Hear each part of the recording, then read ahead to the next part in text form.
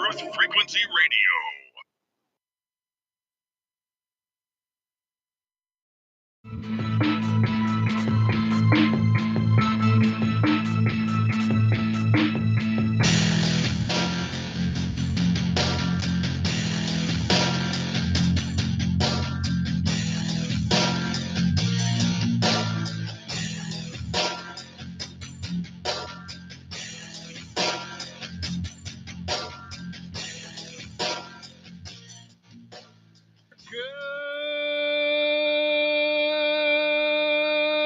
Good morning, TFR. Good morning.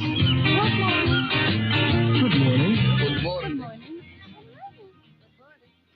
Hi, this is Alan. I like Ironworx because it's where everybody knows your name, and they're always glad you came. I love Ironworx with Josh, Walt and Zack. It's like sitting in your front room having a cosy chat with your best friends. Hi, it's Diva here, and I just want you to know that Ironworx with Josh, Walt and Zack, it's definitely my favourite dose of reality. Come join the family and keep it flat. Why sleep in when you could get your dose of iron in the morning? Listen to the Ironworx on TFR. This is Enlightened Dawn. Roses are red, violets are blue. Iron Realm Media is the best on the planet. To the show, I will forever be true. You guys are truly the best, and I love you guys. I'm so thankful to have you in my life. Do you like listening to space letters from Never a Straight Answer? Then tune in to The Ironworx with Zack, Walter, and Josh. Break clear of the fear on the Ironworx and become an Iron Scout. I'm starting off fresh and I feel good. I look good. I smells good. I am good. It is Tuesday, my dudes. And a happy Tuesday to you all. Good morning and welcome to the Ironworx right here on Truth Frequency Radio, TFRlive.com. Josh, Walt, Zack hanging out with you this morning. Good morning, fellas. How are you guys doing? Howdy ho, Hey. howdy ho. Doing good. Howdy ho. Trying to, type and say hey to the folks as they come, and then I got sidetracked because I had too much open. So I'm already ahead of the game by having too much open on my computer. Let's do this. How are you fellows? Oh, not too bad. Not too bad. Neck's a little sore, a little stiff this morning, giving me troubles. I've been up since about 1. And that was exacerbated by the fucking dogs wanting to bark at every blessed thing outside. So I had to wake up about half a dozen times between, say, 9 and 1 until I finally just couldn't do it anymore and had to get up and stay up. So, Well, damn, I'm sorry to hear that. Yeah, well, I'll be sorry too here in about 7 or 8 hours. Yeah. How about you, gentle sirs? How's your weekends, respectively? You go, Zack. Oh, it was beautiful. The weather was amazing. Got out and helped the neighbors a little bit and all that kind of good stuff. But yeah, it was a nice weekend. My neighbor, he had heart surgery and all that, and he's getting better. I could tell. I went and saw him yesterday and hung out for a little bit, and he had just got done with physical therapy, and it was weird because he was like almost out of breath talking, and I've never seen him. He's an old Marine from the Vietnam era. These guys are built different. They just are. Got that old man, and it's just different seeing him not himself. But I mean, the guy just did have open heart surgery like a week and a half. Yeah, about a week and a half ago. I mean, he's had like 5 doctor's appointments already since then, and all kinds of stuff. So yeah, it's amazing. I thought he'd be in bed for like, at least a few weeks or something. I mean, they cut him open big. Like, it wasn't a small one. They had to split his rib cage and all that kind of stuff.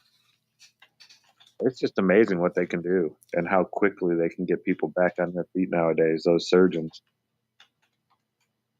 But yeah, good weekend. The idea of those chest spreaders. It's like crack open your chest plate and insert it in there and just crank it open. as your chest spreads open so they can get in there to your heart. I don't know. Seems like even if that's all they did, that would be fucking painful. Yeah. And he hasn't taken pain pill 1. He refuses. He's one of those type of old guys. I don't know how he's doing it.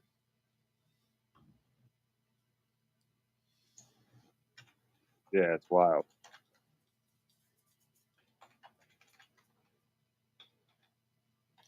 Sorry, just typing away here. I think I caught up. I may not have, but if I didn't say hey to you, I will eventually. Excellent movie there, Piney. Asking, do we remember the scene in The Thing when the chest opens up into a mouth and chomps that dude's hands off? Yeah, epic scene. Epically done, handled well, amazing freaking effects. But not today. No, let's fire up that pewter. We're making a movie. Anyway. So according to a study they're doing, this is sciencealert.com. Our study, published in the Journal of the American Medical Association, suggests cannabis is no better at relieving pain than a placebo. Yeah, but how good are placebos at relieving pain? 80%. Right. About the same as all other medications. Well, you joke a bit, but I know at some point I did drop a story in the pile, and I really did want to address it at some point, and then, we took days off, etc., so it hasn't been addressed, but I'm looking for it right now. The gist of the headline was that pain is actually increased when using cannabis. It's not actually as helpful for pain as we were told, blah, blah, blah, blah, blah. But there were some other things that it were. I don't know where I dropped it. Has it been that long ago? Yeah, I think it has. It's been a minute. And I'm okay with that, even if that's true. If the research and the data can back that up, anecdotally, it's horseshit. Like, for me, it works great, so I don't really give two shits what everybody else has to say about it. Tell me it makes things worse. Tell me it doesn't work at all. I don't fucking care because it works for me. That's why I use it. That's why I know it's the my article medicine. was very specific. It wasn't as general as I said it. I know that. I'm being a little general. There was very specific things about it. And I did read the first little bit of it. I'm just trying to find, there it, golly, it's been that long? Good Lord. Anybody with pain in their left pinky finger at the third joint experienced increased pain? As this story was published October 23rd, my severe apologies for not getting to it till now. So the actual headline is cannabis use increases pain after surgery. And that's why I wanted to address this, because I dealt with that in my wreck and the double arm emergency surgery and all that I had to deal with. Because I knew for sure, I had something else in addition to all the horrible, bad medication they were trying to hand out to me for the situation I was in. I knew I had stuff that was, going to help me out and work just fine for me. Not so much. And I understand surgery is a whole different thing, but I was in agony, and it felt like nothing could relieve that agony. And if I had thought it through at the time, it is perhaps possible that it was the cannabis use that was increasing the pain, or not increasing it, but I don't know. Maybe it was. I don't know. I didn't have that thought process going at the time. Looking back on it, was I smoking excessively trying to avoid more pain? Absolutely. I'd even invested in like an early handheld one arm you could use it with one hand operation, combination, dry herb, wax, whatever you could put in it, vaporizer, put in a battery, squeeze, it heats up a certain little area, things happen. And so knowing I couldn't sit there and just use my both arms to light or roll or etc., I got that thing. And so not only was I, having access to the cannabis, I was actually having a little bit in some concentrates and things like that. And so maybe that was making the pain worse for me at the time, because I know it was for a while there, it was not manageable. It was bad. It was, it was like to the point that I was willing to take some of their horrible shit. I'm like, your boy, I'm not a fan of any medication, period.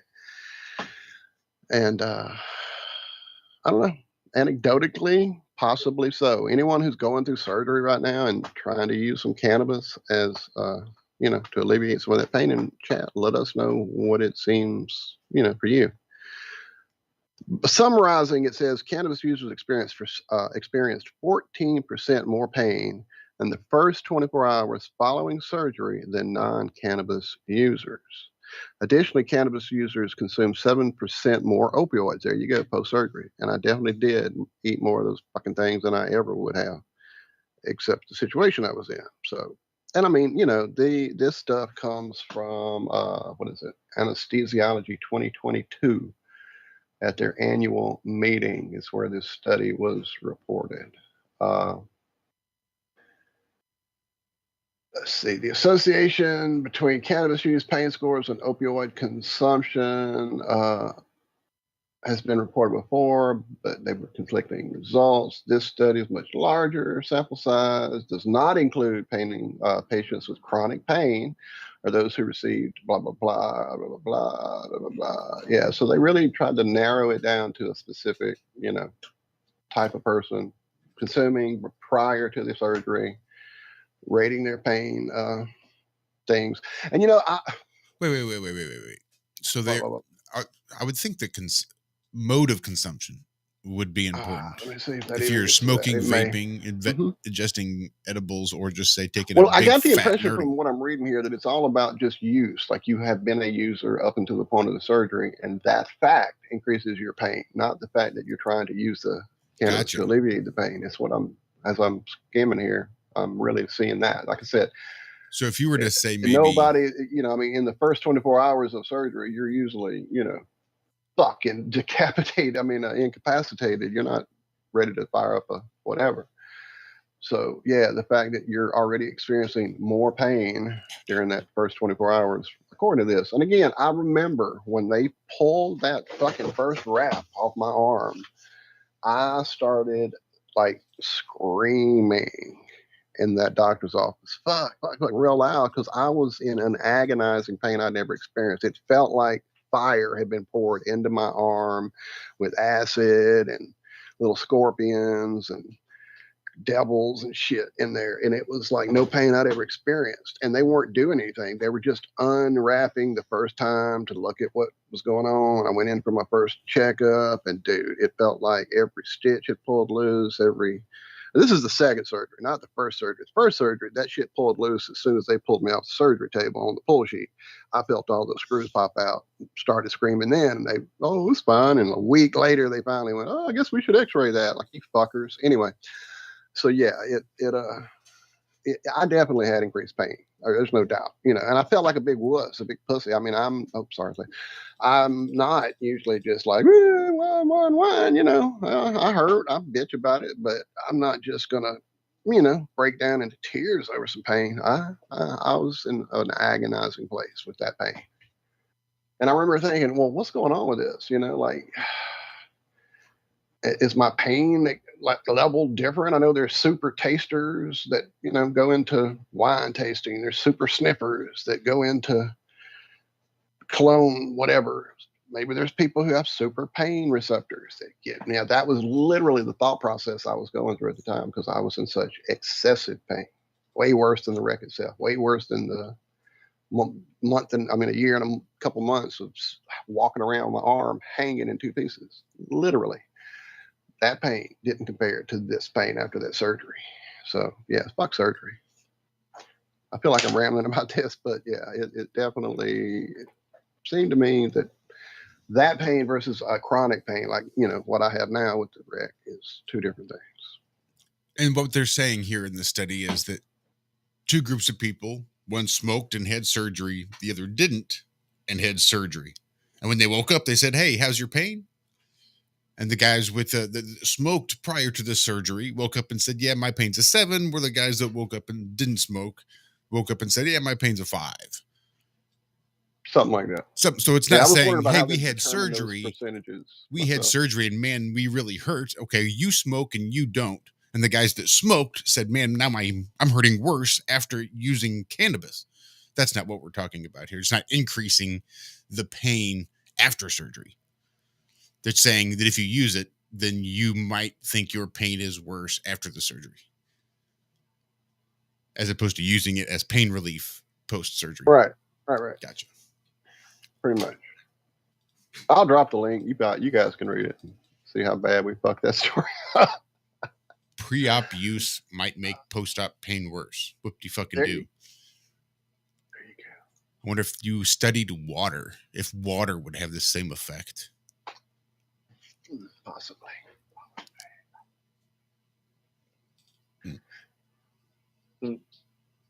So Elon Musk's boring company, Twitter? SpaceX?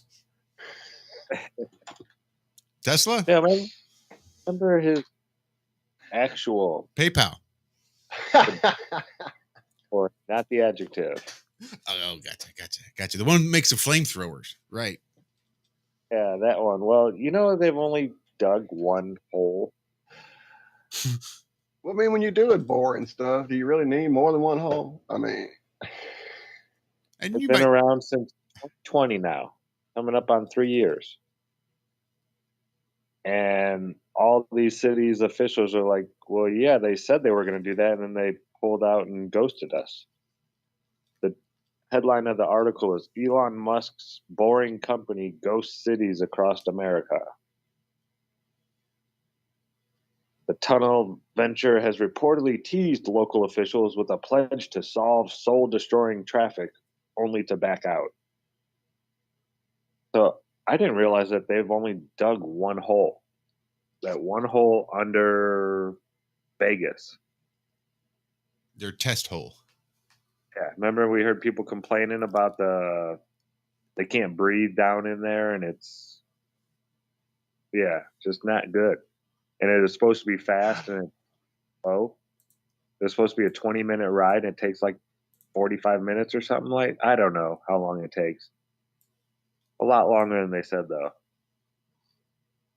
But yeah, apparently the people at SpaceX, the people who own stock are mad because he's given all SpaceX's earnings over to this boring company that's not doing anything. Yeah, that's pretty boring. And he blames it on city officials and getting zoning permits and things like that. Who wants to be home in their city? And that's probably just evidence as to how successful the single hole they've ever drilled really was. It was so successful, they've never bothered to do it. They didn't have to do it again. Just like going to the moon. We made a hole, bitches. Go. Mm-hmm.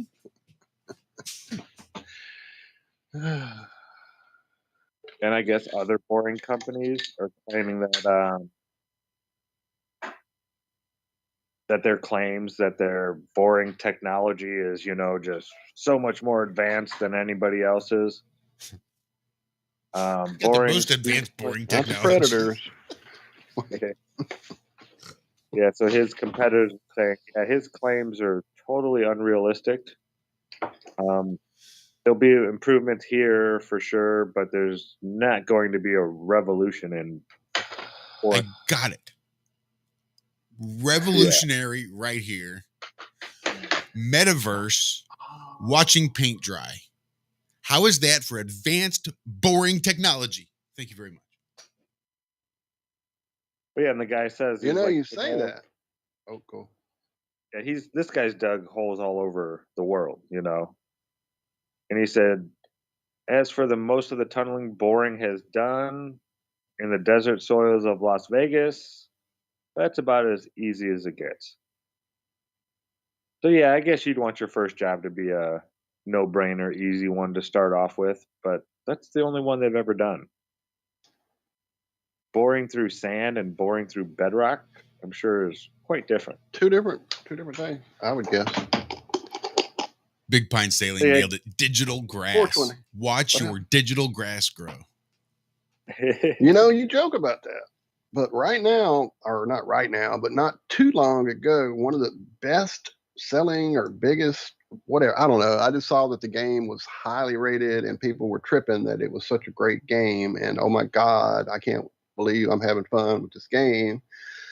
Pressure washer simulator. Oh, come on. Look, as someone who has worked as I call them power washers, and it was a running joke. Every time you would see somebody with the power washer in the hand, everybody wants to be a power washer. It's that real OCD thing of power washing that it's not surprising that people would love a power washing game. Yeah, I will probably have to check that out. But yeah, hearing you talk about the grass growing game, I thought, yeah, that's probably right about there with that pressure washer. You know, I have fun. I like pressure washing. I'm not going to give it a bad rap. Hey, real quick before we get to the break, and since it is 4:20, 4:21. Hey, it always takes a minute to load the bong. I saw a comment, and it kind of made me go, So our friend Hulk, David Banner, said in chat prior to this story about the cannabis story, it's probably something to do with no cannabis, or at least not enough cannabis in your system. If you smoke every day, you know what I'm talking about. And you know what? Actually, I do know exactly what the fuck you're talking about. Because when I'll take those trips to go to Oregon to go visit my family, there's two things that happen. Number one, I have to leave this place where everything's good and happy and comfortable and I can do what I need to do to go into a plane and to a place that I can't. And then during that time period, I'm not consuming. I know I'm a pretty heavy consumer.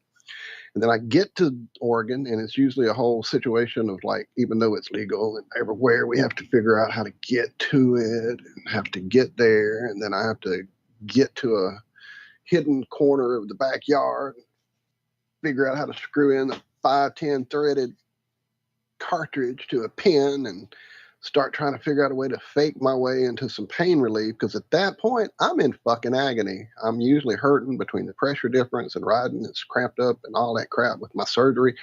I'm usually in agony when I get to Oregon, and it's usually a good couple to 5 hours before I'm out of that agony. That could have a lot to do with it.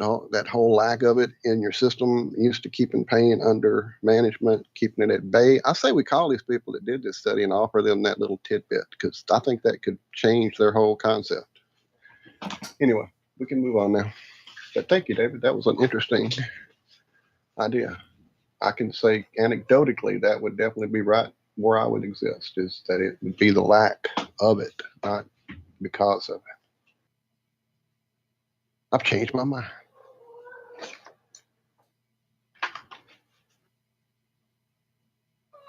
Yep.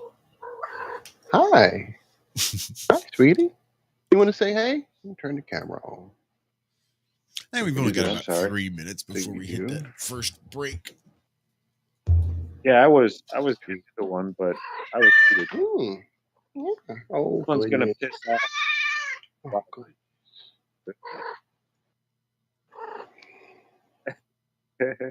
All right, she said hey. So Galaxy S23 makes Android history. Samsung beats iPhone 14 performance efficiency for the first time. David's going to be pissed. Yeah, I guess they've outdone. Isn't a clear definition of what Android iPhone might look or feel like. Still in a blah, blah, blah, blah, blah, blah, blah, blah. Okay. As of now, many Android phones were supposed to reach Apple's level of performance and efficiency, but none of them have managed to come close. Perhaps the most recent the Android phones I wanted to call Android's iPhone were the Pixel 6 and Pixel 7, blah, blah, blah, blah, blah. Okay, I don't care. Just get to the part where this one's better for some reason. I don't know. This is just naming off all the different kinds. This is a big giant advertisement. This is just like cell phone advertisement for every company, it appears. It's a written you infomercial. You can even click on the different phones. They're in blue, and they'll take you right to them so you can go buy them. Yeah, look at that. Well, that's pretty much standard now in any story talking about a product. There's going to be a clickable link in there for that product, and that company, I mean, that site gets a little commission if you going through their site to get there and that whole thing. I had thought about doing that for our crap at one point when we were, early on. It was like, I'm not here to run a store. I just want to talk to people about this crazy world, man. So we never got that far with it. That about brings us up to the end here. Gotta be bringing come close. Something. Another real quick before we get there, I'll see a note from our buddy Alan Holman a little bit earlier on the TFR chat. Read that for you. From where I am in Canada, the TuneIn phone app does have a stream of TFR that currently works. I'm listening to it. But TuneIn website doesn't even have a listing for TFR. iHeart doesn't have a listing for TFR. And TalkStream Live actually doesn't have a listing for TFR. Can't hear the station directly on this website. Conclusion, the only way I can currently listen to TFR is through TuneIn's phone app. This post is for information purposes. Thank you, Alan. That's information we need. And so does Mr. Geo, Ms. Lucky, or whoever else might need to know that information. Mm-hmm. What's up, Relax Ben? I see you over there hanging at the TFR chat. If you want to hear the show, you come over there on YouTube and hang out with Ironworx Media. And that would be break music. Coming in kind of hot, actually. That's all right. It's actually a little chilly around here. Stick around. We got more of the Ironworx coming up right after these messages. We'll be right back.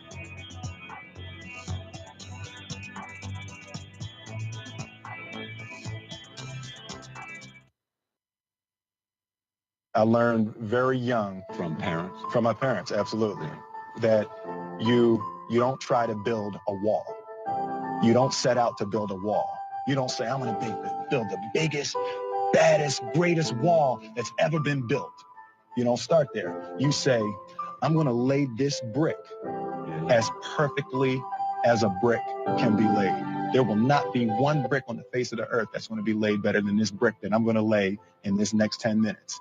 Yeah. And you do that every single day. And soon you have a wall. Yeah. And I think psychologically, the advantage that gives me over a lot of people that I have been in competition with in different situations is it's difficult to take the first step when you look how big the task is. The task is never huge to me. It's always one brick. Me too.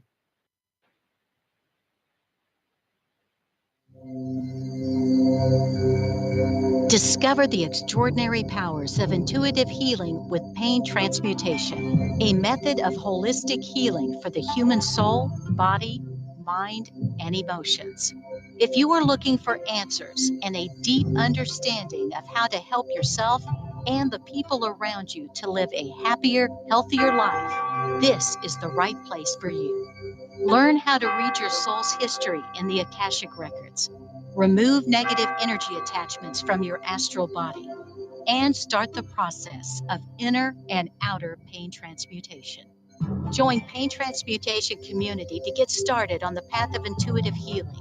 Change your energetic state. Manifest new and exciting experiences. Re-energize your life and build inspiring connections with others in our community.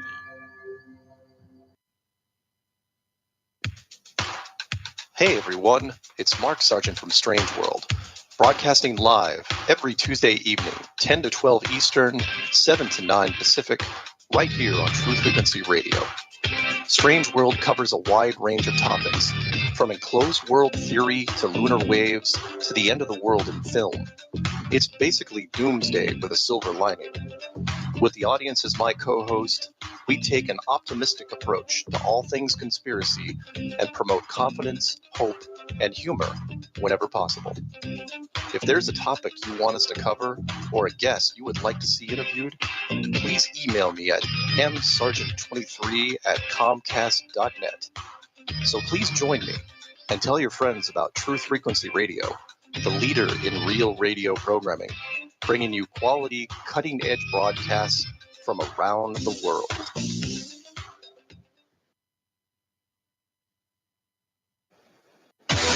No hate, no hype, no fear. You're listening to Truth Frequency Radio. We are TFR.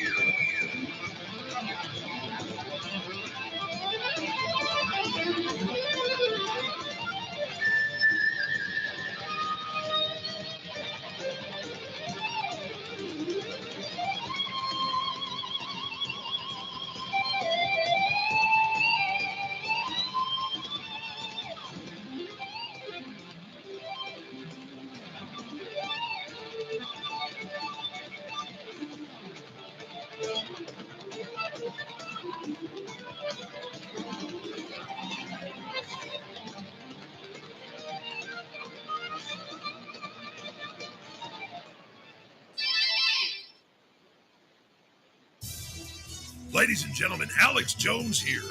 You're listening to Iron Realm Media. I listen all the time, and it's the best truth show out there. Forget about the mainstream lying. Get your weekly dose of iron. Realm, that is. Stay woke, folks. And welcome back to the second half of the first half. You sure? I'm sure. I'm You know- sure that this open mic is going to drive me insane if it doesn't go away. It's just the same old. You know, whenever we come back from break, and there's always the real loud white noise in the background. It's whatever that happens to be. Damn it. I think I can just. I'll figure it out. Here's what we'll do. Huh. Oh, no. I came across a crazy article here. This is by NPR. So this guy woke up from eye surgery. He was getting like LASIK eye surgery with a gash on his forehead. And he didn't know about it until he woke up the next day because there was blood all over his pillow. He went and noticed the cut on his forehead, went and talked to the doctor. She told him, yeah, there was a little bit of an issue with the anesthetic. So how does an issue with anesthetic, they said he had an adverse reaction to the anesthetic, right? How does that lead to a cut on your forehead? They still haven't told him how it happened. And he didn't remember any of it until he saw that blood, and then all these memories started rushing back in. Like right as he was being put down, the doctor screaming in his ear, "Don't move. How did that gash get on his forehead?" Blah, blah, blah, blah. And they never said anything to him at all about it. And on his paperwork, said there was no implications whatsoever. Everything went off without a hitch. And that's what got him pissed. You know, if I had an adverse reaction to some type of anesthetic that you gave me, that should now be in my medical records. It shouldn't be, oh, I've taken this before. Everything went fine. Why is this not in my medical records? And he thinks it's because they're actually trying to hide a mistake. It had nothing to do with the actual anesthetic. Maybe a scalpel got dropped on his forehead. Something like that. That's what I'm guessing. They refuse to do an interview because of doctor-patient confidentiality, but the patient gave them permission to speak about this to the reporter. So that's neither here nor there. Yeah, what would you do? Wake up from surgery, they tell you everything's fine, give you your instructions on how to take care of your eyes now that, you got to keep them closed for so long, whatever. But they don't mention this slice on your forehead. Well, I don't think they use scalpels per se for LASIK, do they? No, me neither. That should be just a laser, right? Right. I mean, there is no slicing and dicing going on with this. That's why I'm like, well, what could have happened? But again, the part that really got him, because this guy worked in healthcare his whole life. And he's like, if I did have an adverse reaction to that, I should know about that. I should be able to tell if I have to go into surgery again, I should be able to tell the doctor, hey, don't give me this type of anesthetic. I had an adverse reaction to that. I wonder how many times stuff like this happens in the doctor's office. Oh, a lot.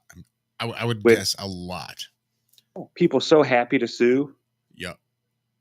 That they are scared to death when they make an accident, that they feel they have to cover it up.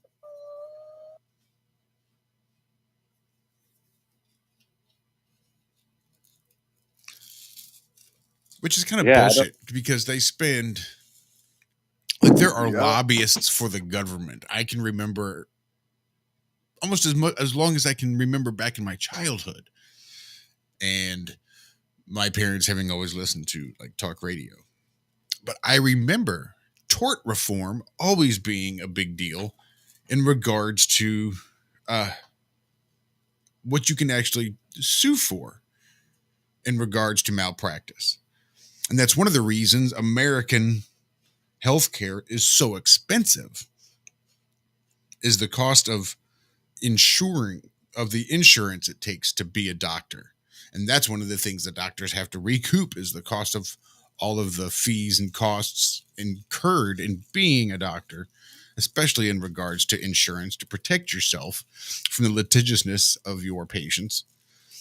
But then you even have the lobbyists going to Congress to pass laws to protect the doctors from even being sued. This is why Pfizer will never see anything happen to it over anything that may have happened over the last, 2 or 3 years. Why it's almost impossible to get any sort of recompense when they fuck up and do things, because that's the way it's designed. They are sort of this, probably where they get their God complex, because even doctors are just too big to fail. So you'll never be able to sue them out of existence because we need to have them here.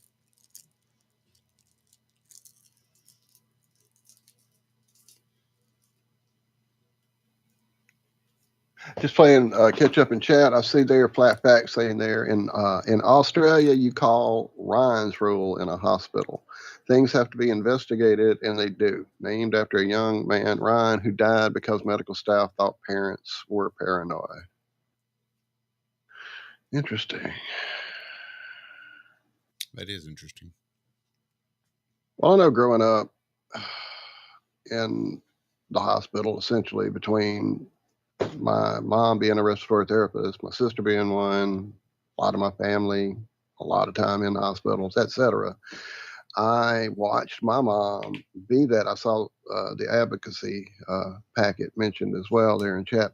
My mom, that was her gig, dude. Like, if someone was there and things weren't going right and didn't seem like things were, being done or wrong process or whatever, she was in that ass. I mean, she stayed, like, nurses saw her coming and they knew, oh God, Carlin's here, because she's in the hospital working and she's there with a loved one. So yeah, being kind of behind the scenes in it all, I definitely know that. Yeah, I mean, people are people and they make mistakes and shit, but then is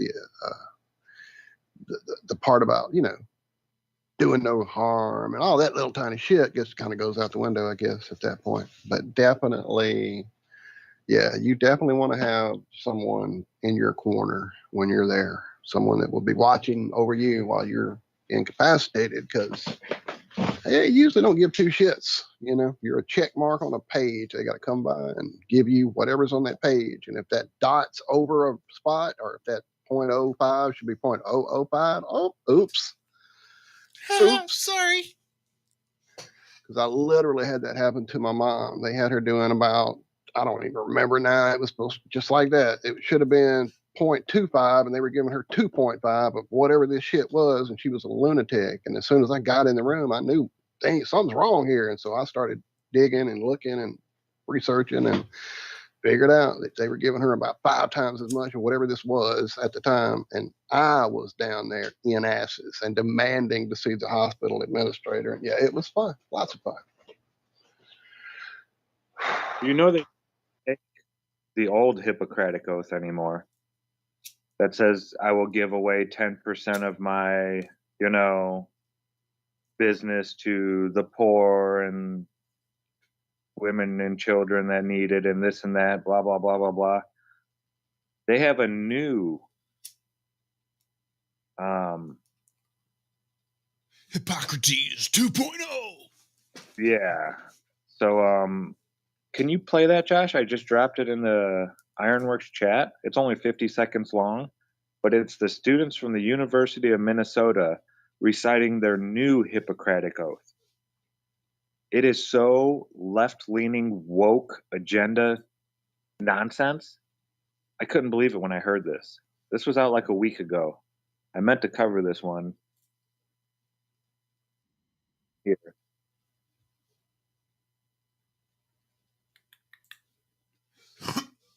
All right, stand by. I'll just do the audio. Fuck it. So we're listening for anyway. Yeah. This guy's blah, blah, blahing an awful lot. Here we go.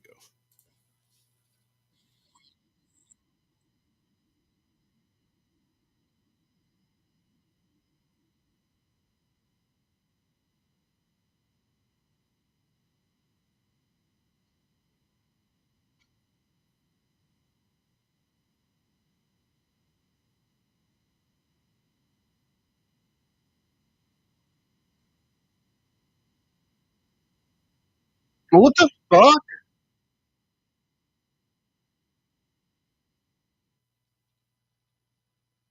Wait, what?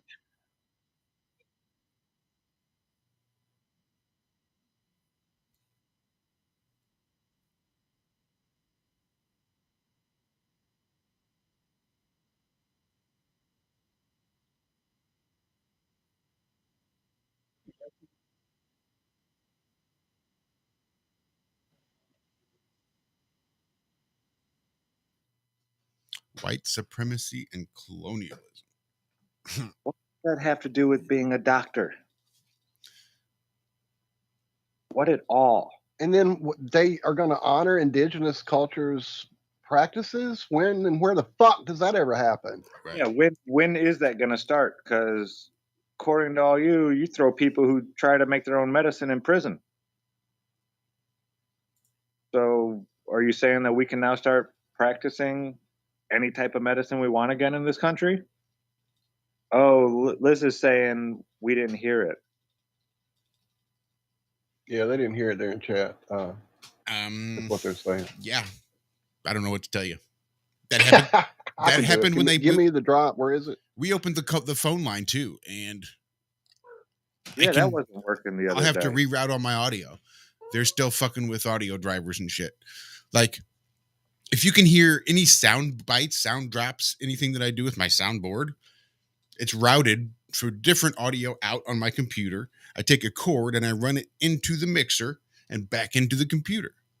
But I do that for my microphone, for the soundboard, and then I have one more open audio out that I use for like Google when I have to play a YouTube video or anything else. So why it only plays some and not others when it's all routed through the same fucking audio? And then that audio is all run into the computer. Like, if you can hear me, you should be able to hear any fucking thing else I'm playing because I can hear it. Yeah, you would think. Where is this thing? Okay, I found it. I got it. Give me a second. I'll get it up for you guys. You got to hear this. No, yeah, you got to hear this Big Pine. You need more than just the gist. Hearing all these, oh my goodness. It's pretty bad. I'll drop the link to the video. It's only a 50-second video here in chat, but people need to see this. They really do. This is what they're teaching our future doctors. Are y'all ready for me to play this? Are you presenting me fully? Whatever. I don't know what you have to do for them to hear me, I know they can hear me and it's coming through, but if they want to see it, it don't matter. Here it is, everybody. We, the students of the University of Minnesota Twin Cities Medical School class of 2026, we commit to uprooting the legacy and perpetuation of structural violence deeply embedded within the healthcare system. We recognize inequities built by past and present traumas rooted in white supremacy, colonialism, the gender binary, ableism, and all forms of oppression. We pledge to honor all Indigenous ways of healing. White suppression and colonialism is responsible for all kinds of oppression. All kinds. The ableism, the gender binaryism. That's all because of white supremacy and colonialism. Right. So when babies come out now, does the doctor say, we don't know? We can't do any sort of medicine because we have no baseline for male or female, man, woman. It's a free-for-all. We'll just treat it however. Rub some dirt on it. Oh, I'm sorry. You identify as a cat? Well, then I'm not the doctor for you. Call a fucking vet. Yeah, this person is showing symptoms of feline AIDS, but they're a human. Well, no, they say they're a cat and they feel this way, and oh my goodness. Yeah, so have fun finding a new doctor, folks. These doctors, of course, are the ones, these American doctors, right? The country that took the forefront, the tip of the spear in ending slavery on earth here in the United States. And they're going to bitch. It's white supremacy and colonialism. Really? Who the fuck else does more for human rights in this country than this? And then on earth, who does more than the country in which these doctors are taking their oath? Anybody? Anybody? Many countries give you the right to bitch about that country.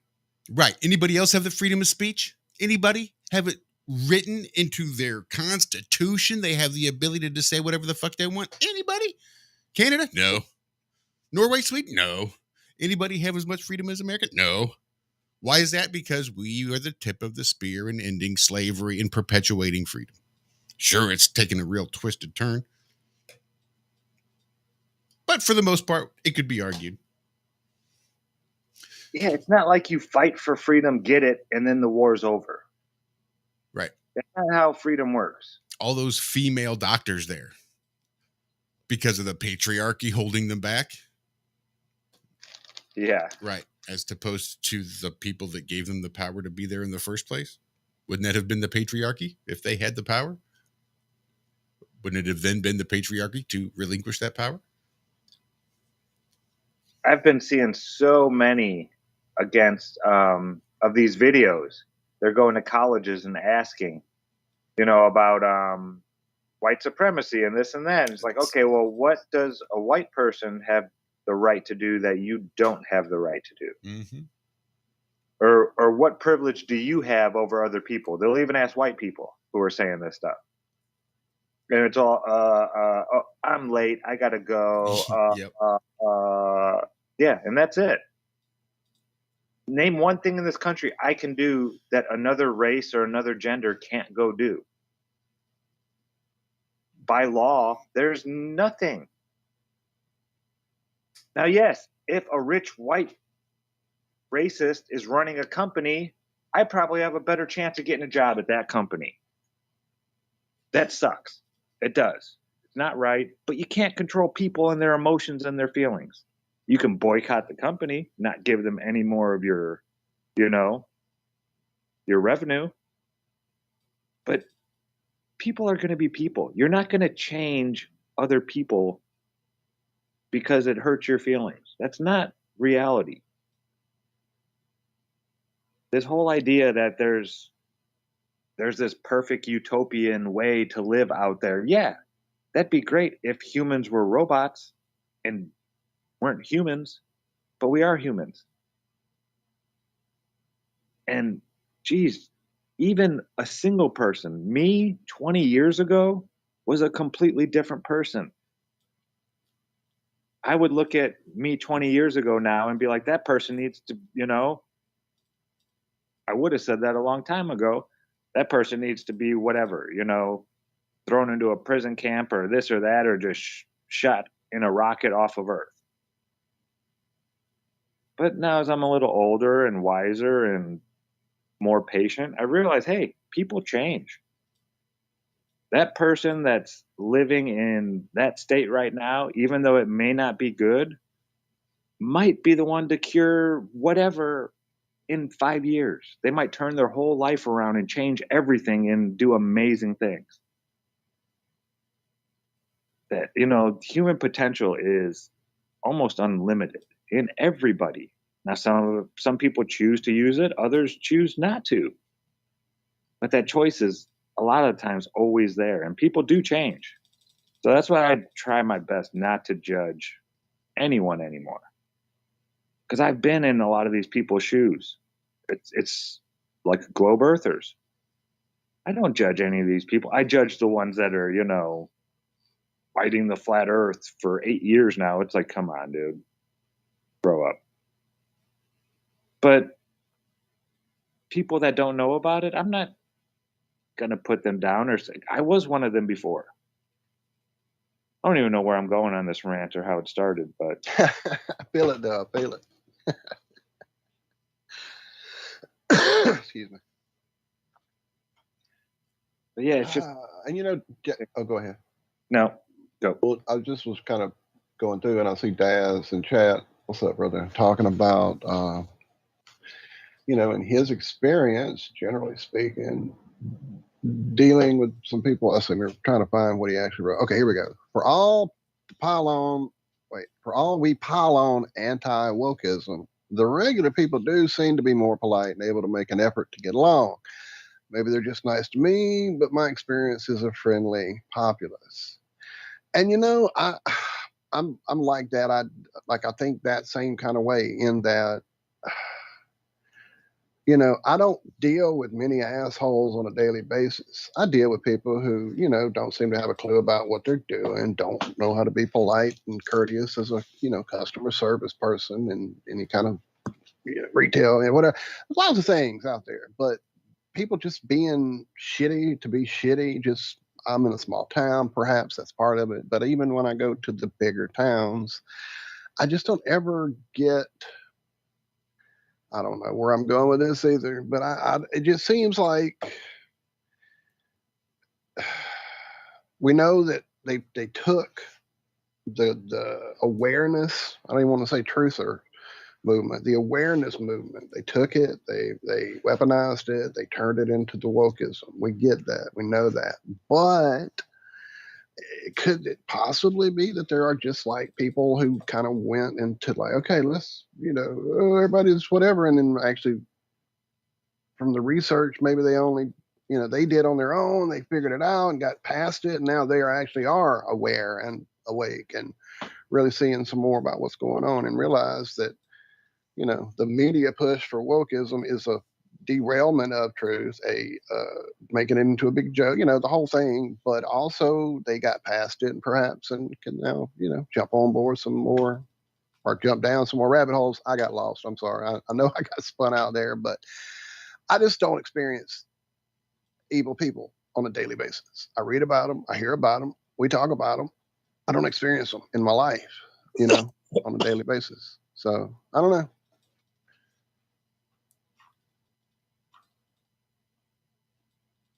Yeah, those evil people suck. But again, they too can change. That's the coolest part about this whole. I mean, Christmas is coming up here pretty soon, right? Remember that story? What is it called? Not A Christmas Carol, or is it A Christmas Carol? Yeah, Christmas Carol. With Ebenezer? Yeah.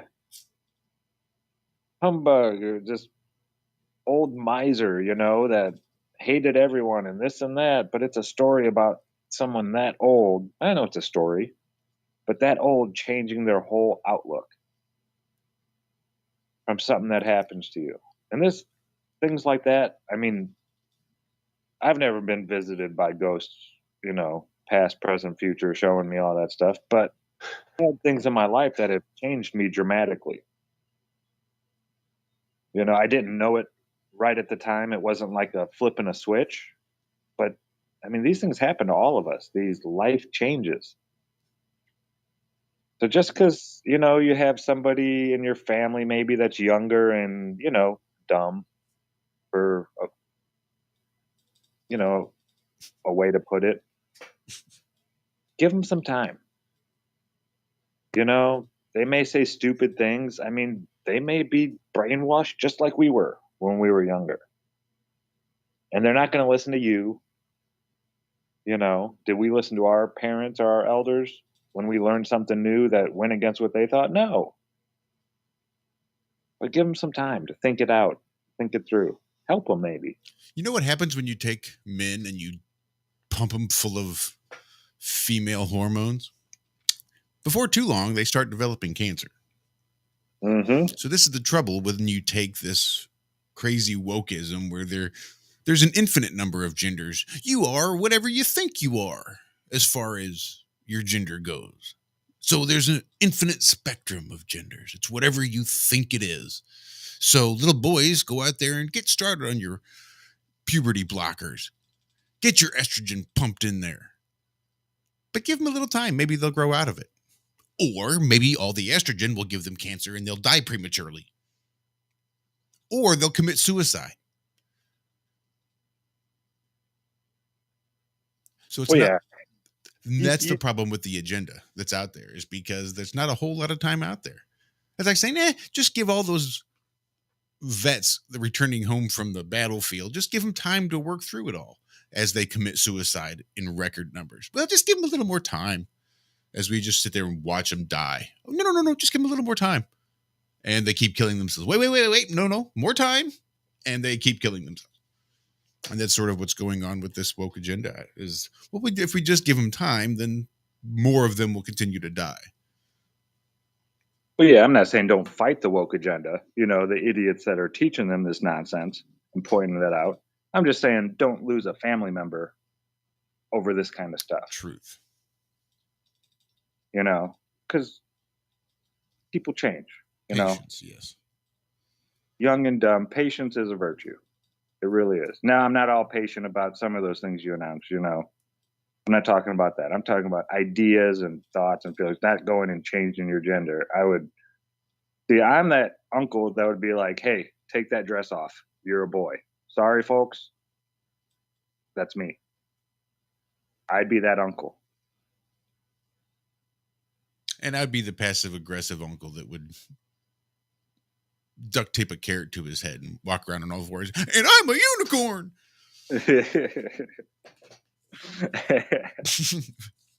Right. Or just kind of laugh and point and laugh. Look at you still in that dress. Erbit. I'm a frog. No break this time? Well, that's the problem with the white noise bullshit. That you have to just mute the studio. You just got to make them shut up. But I can't unmute the studio from my end. So it's kind of a one and done deal. Sweet. So it's kind of a toss up, leave the studio in so we have the commercial breaks and just can't hear ourselves talk. Or do we just take them out and have an actual conversation? So I opted for the latter. There you go. Oh, y'all stop. Sorry. We're having a little so the cat situation was, I had a female and then she was here a couple weeks and then suddenly we had 3 more. So I had 4 cats. Haley, my daughter, had claimed one. When she moved to Lafayette, she took it with her. I missed it. That was the one that had kind of attached to me, and it was a little sad for me to let her go. But she went, and we would go visit and see her, and she was cool and, doing her thing. Well, now things have changed for Haley, and so she's moved to a different situation to take care of her grandmother, who's very ill. And having been through that with my mom and my grandmother, I understand that feeling of wanting to help and wanting to be there for someone you love. And so to help her do that, we've helped by letting the cat come back to the house here, which I didn't think would be an issue. Their concern was that I would get reattached to the cat, and when she had to leave again, I would be super upset. Most likely that will happen. But what's actually happening right now is we have 3 cats who have their house set like they want it, and we have another cat who had her house set like she wanted it, and now they're all trying to figure out how to interact with each other. And there's a bit of hissing and a bit of carrying on, and even though we're all family and know each other very well, it's definitely become a different vibe at the house right now. I just heard them hissing and fussing earlier. At the first day, there was no touching, no getting near each other. They were, hiss if they saw each other. Now at least they can get up and get close enough to do the butt sniff and figure out who's actually who. And we're getting there. It'll take some time. It'll take some time. I mean, she's a sweetie. She was the sweetest, most sociable, want to get in your lap and rub and, purr and love. She was that cat. The other 3 were never pick them up and hold them. Like as you saw when Rizzo got in my lap for that half a second, she'll let me pet her for about that long. And then she's like, okay, I'm done. You've had enough. She'll come sit on the table in front of me and sit here and let me pet her for, an hour straight. But as soon as I want her in my lap, she's like, no, fool, we're not playing that game. And that's what you got in that few seconds. But yeah, Cleo's always been the lap cat. So she's already home with me. It's just the other cats. She's not. Yeah, there's still a little contention. If anybody has any suggestions there in chat, or you two here, I know you guys have some animal knowledge. Walter, I've had this happen with Zim and Hayes. It was a Great Dane and an 82-pound Australian Shepherd that were thick as thieves. Hayes, the Great Dane, was my buddy's. Or no, he's a Doberman. I'm sorry, not a Great Dane. Still a big dog. But he couldn't afford him anymore, so Hayes came and lived with me. And Hayes and Zim were thick as thieves. They were, best pals. They'd go running out the door, throwing their bodies at each other, and they were super close. Slept on top of each other, the whole works. Well, he got Hayes back, and then he had to get rid of him again. He had to move or something like that, so Hayes had to come back and live with me. Well, now I had a couple other dogs. There was a couple small dogs running around now. And when Hayes came back, Hayes and Zim did not get along at all. I mean, I had to break them up from fighting a couple times. Zim actually tore this one guy's arm, had to get like 6 stitches or something like that, because he tried to break him up fighting. Damn. Arm in between them like an idiot. 2 dogs you don't know. Like, yeah, you're going to get bit, dude. What are you doing? But yeah, it was weird.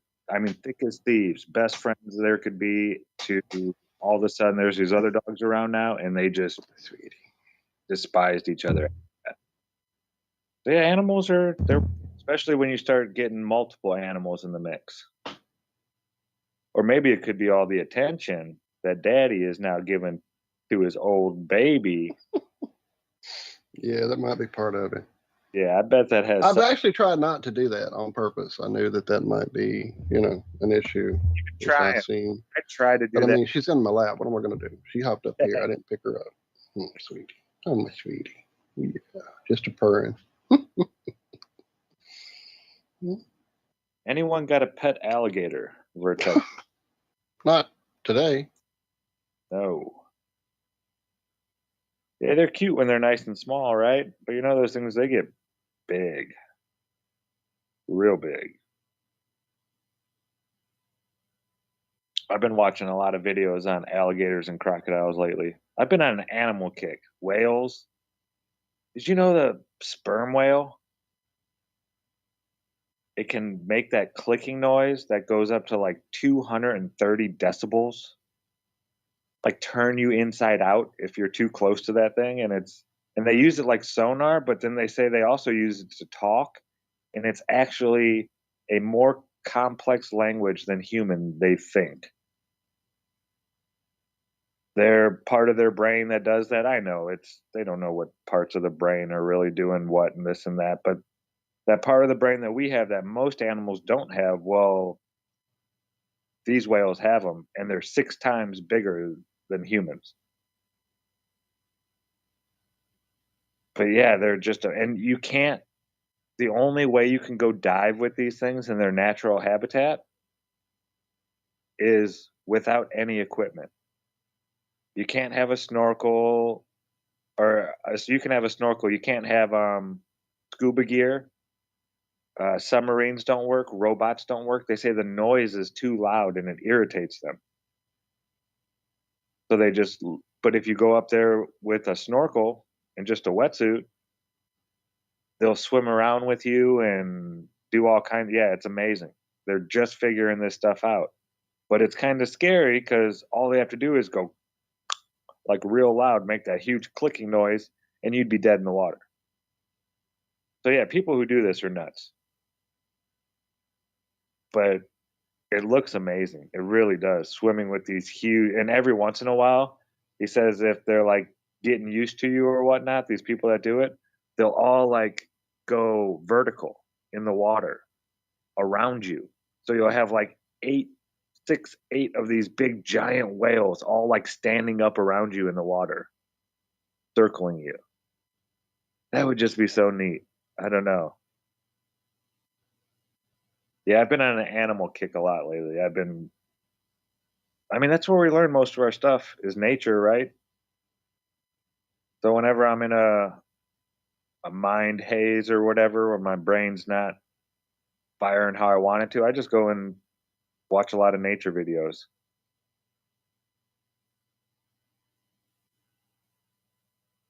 It's funny because I'll show some to Cam and she'll be like, well, look that's how we figured this out. And that's how we figured that out. And yeah, most of human ingenuity came from nature, just mimicking nature and watching it.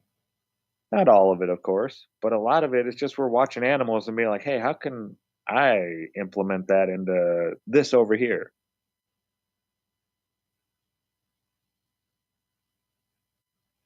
Yeah, I don't think we're as smart as we think we are. We learn so much from the animals and bugs and plant life around us. Can we really call it human knowledge?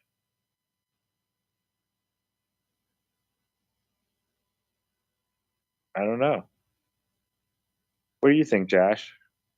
Is the one who is teaching you something without even knowing they're teaching you, would you consider them wiser? Or the ones that see it and can then apply it to something else? Well, somebody that's teaching you something but doesn't know that they're teaching it to you, it has very little to do with that person, I think, and more to do with the person to whom he is speaking. Right? You can throw pearls before swine, and it'll be completely useless and meaningless.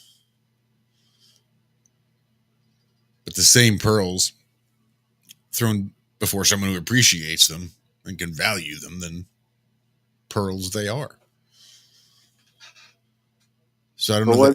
What's more important, the appreciation of the pearl or the creation of the pearl itself? The appreciation. I agree. The creation is that little bit of sand that's fucking up that whole thing, the whole ecosystem inside there. So the pearl shouldn't happen, but it does at a sacrifice to the oyster.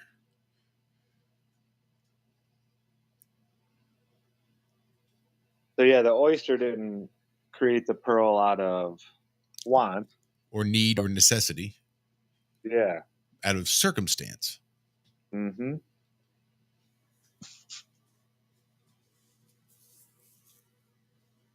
I like that.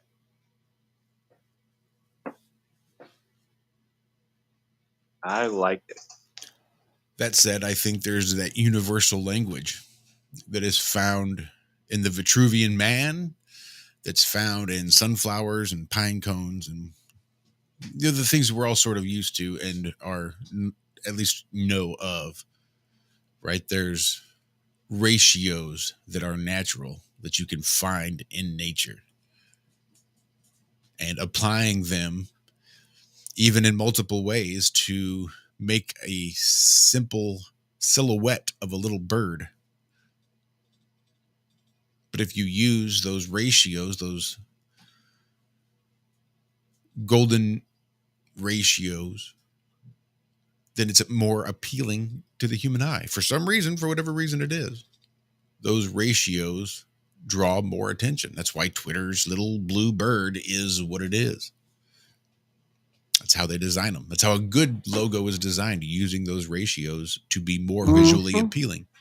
One of the first things you learn in art, or one of the first things I learned in art, is both that golden circle, that golden ratio, and the fact that we read from left to right, and we read from left to right going down. So you always want to put more interesting shit top left and make the eye work its way to bottom right with your art to make it create a story. I'm telling this like I'm some great artist. We should get Daz on. I'm sure he knows what the fuck I'm talking about.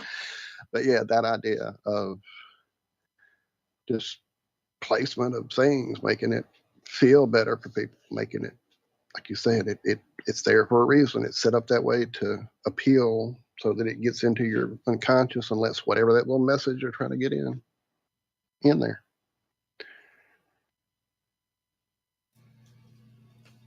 Yep. Yep. So I'm sorry, I'm just going over this article. Yep. Commonwealth, nonprofit journal of politics, ideas, and civic life.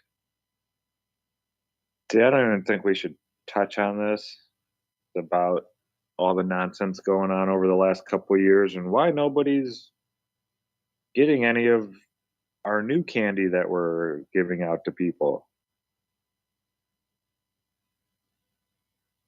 And yeah, they're freaking out.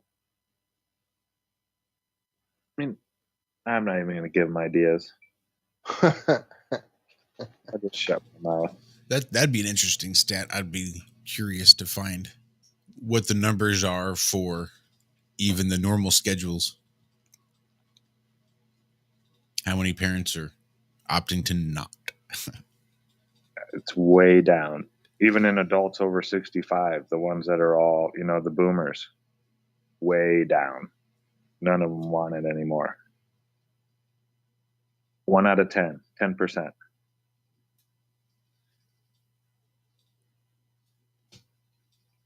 Yeah. People are waking up. And this is, it's not like the first time they've done this. They just waited long enough to where people forgot.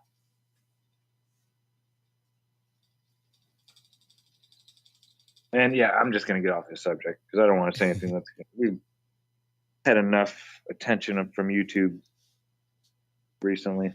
At this point, I don't care. I really don't. If we're gone from YouTube, you just won't find us on YouTube anymore. I'm not making another channel. I'm not backing up the backups. I'm just so done with YouTube. We're here. Yeah, I hear you. Once we're off, I'll edit something. We'll do little clips or something. I don't know. I won't not be on YouTube, but I'm not editing and trying to censor myself in an attempt to not be later abused, because I'll be later abused regardless. Yep. So let's talk about the Jews. No, I'm just kidding. Plutonium. Say it with me, folks. I like apple, but orange is better for you. Right, me too. I like grape though. Grape is really good for the digestion, especially 100% grape juice. Man, that juice is good juice. Cranberry juice is good for the bladder, urinary tract, all that good shit. For Peter, yeah. Paul and Mary. No. No. Hey? No. I don't know no Rick and Morty. Every one of those references, except maybe Pickle Rick, will be lost on me. Yeah, the new ones, they're not bad.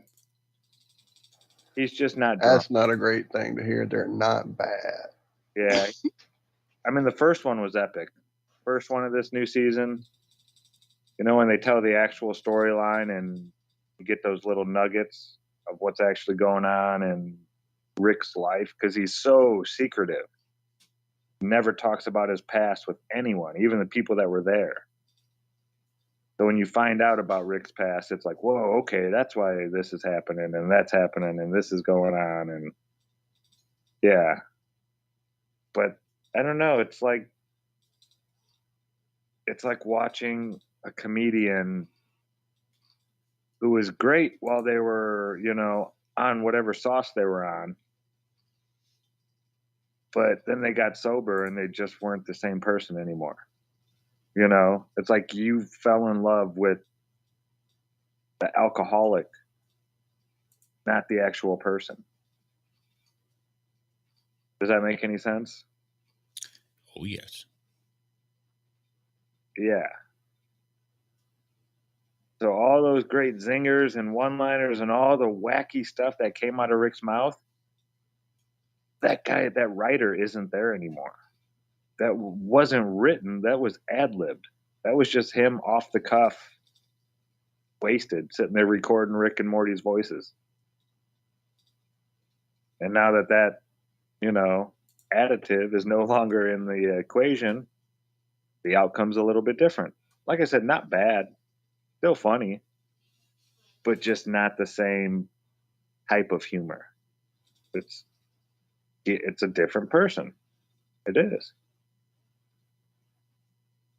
They say what all the greatest comedians are on that fine line between like being intoxicated and overdosing.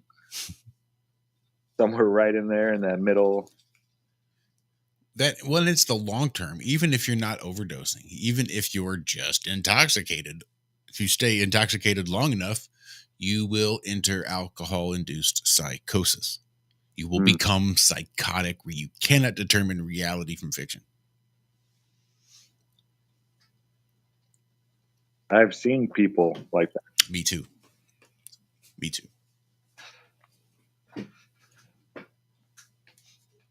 It's weird. My buddy's older brother, we got him sober. And I realized, like, within the first week that I had never met this man sober before. It was like meeting a totally new person. Yeah. Down to the voice. The voice was different. Totally different. Yep. I thought he had a southern draw. No, he was just slurring. The first time that very thing happened with me was actually my cousin, who had been apparently an alcoholic growing up, and we weren't really quite aware of that. Sure, we, you know, snuck a joint or two out of his older sister's stash and blah, blah, blah, blah, blah. But, you know, him being a functional alcoholic wasn't something I was aware of until he started going to programs and traded alcohol for programs and coffee and became a totally different asshole that nobody wanted to be around anymore. And so, yeah, he was just a different person. Totally not the person I grew up with. And I just read a book. Actually, I'm in a big biography phase right now. For some reason, I found a few, I guess, at that estate sale back months ago where I got the mini guitar. And one of them is the Slash story. And, you know, so his whole thing was the heroin and how he would try to clean up and it'd get sucked back in and all that stuff. And then how when he finally cleaned up, that's when the whole thing started breaking apart with, Guns N' Roses, and just couldn't take the shit with Axl anymore because he didn't have that haze of whatever to deal with it. And then I just finished the story of the Megadeth recording of Rust in Peace album, which actually coincided with both David Ellefson and David Mustaine, the lead guitar and bassist, who are the bassists of Megadeth, both going through cleaning up, and how it basically broke that band up, and how they couldn't stand each other once they were sober. So yeah, it's crazy how it changes people.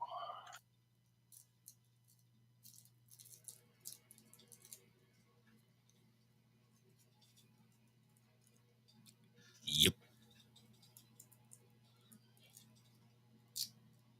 Sorry, I just think about the retardation of addiction, whether it's emotional, mental, physical. I mean, there's all sorts of different types of retardation. But once you enter into an addiction, sort of like headlong into this addiction, you stop developing in so many different ways, and you will just sort of hang out wherever it was you started that addiction until you can get clean and sort of learn to mature and gain the wisdom that comes with dealing with life on life's terms. Sorry, what were you going to say, Walter? I don't know. I lost it. Sorry.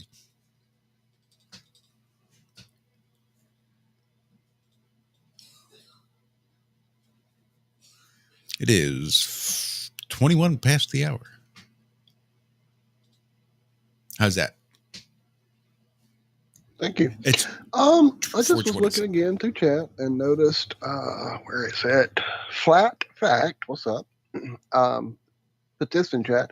Have you noticed that Freemason videos get a context box, much like the Flat Earth context box you'll see underneath our content, but Ancient Alien content doesn't get that box? Never noticed that. Must be true. Oh, I don't watch it, so I can't, put it in context. I don't watch alien stuff on YouTube, so I don't know what they do or don't do. I know when I used to watch it, that wasn't even a thing, the whole gray box. So. Maybe it's because aliens run YouTube. Oh, Josh got it. Okay, I found one. There was one? We have a copycat. Remember the guy who was suing some company because it didn't come from Texas? Yeah, Texas. You mean made in North Carolina? Yeah. New York City. Get real. So this is from NPR. A woman sues Kraft, claiming Velveeta macaroni preparation time is misleading. What does that mean? Right. It's preparation time for mac and cheese. It's putting water in a pot, boiling it. No, not even that. This is for the microwavable mac and cheese. Oh, God. What What sort of prep time? Water? That's hard, man. Come on. What prep time is involved in microwave mac and cheese? Opening the plastic outer cover, tearing a little hole, lifting the corner of the fucking bowl? What the fuck? Sorry. Okay. Why don't you tell us? I'll stop. Yeah. While the company markets its okay, let's demonize Velveeta here. It's not instant. Because this is coming from her, okay? While the company markets its Velveeta shells and cheese is being ready in 3.5 minutes, Amanda Ramirez says, that's only the amount of time each cup needs to be microwaved. And that the actual preparation process, from stirring in water to letting the cheese sauce thicken, takes longer. I'm not going to specify how much, but it's longer. They even put that in there. She does not specify how much. It's true. It does. But if you make it and then get it ready and wait for it to cool, but don't start your time until you're ready for it to cool, then really the time's not that long for it to be ready.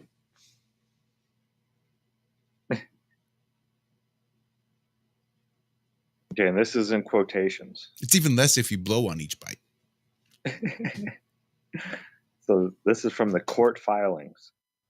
As a report of the false and misleading representations, the product is sold at a premium price, approximately no less than $10.99 for 8 2.39 ounce cups, excluding tax and sales, higher than similar products represented in a non-misleading way, and higher than it would be sold for absent the misleading representations and omissions. Okay, yep, some lawyer wrote that. Ramirez's legal team says that she is like many consumers who seek to stretch their money as far as possible when buying groceries and choose Velveeta over other similar products because of the prep time prominently promised on its label. She wouldn't have bought it had she known the truth. Really? So because it took you 4.5 minutes instead of 3.5 minutes, that minute just, I'm not going to buy it. I'm calling bullshit on that. You're already microwaving your macaroni instead of boiling it like a normal person does. I've never had microwave macaroni. No offense to anybody out there who makes it or anything, but I don't like to microwave noodles. I don't like to microwave anything. It's a death machine. It puts entropy in your food. No, seriously, it's a fucking death machine. I haven't had a microwave in my house. For a brief period, I let somebody talk me into one, and then as soon as it broke, it was the last one we had. And that's been 10 years ago, I know. Russia doesn't allow them still. No microwaves in Russia. Are you sure about that? Uh-huh. I know Creo-san, a video he did a couple years ago, was saying that, yeah, they still don't have microwaves there. Yeah. That was the whole thing that got me started on this, was when we were doing the reality check show back in the late 90s that I did with Michelle's sister. We had a lady come in who was like a food, very knowledgeable person, and lots of stuff she taught us that night on that show that we kept with us and took forward into our lives, like the fact that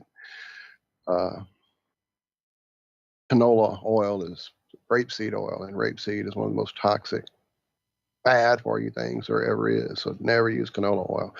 Margarine is one molecule. Move it over a hair and you've got plastic.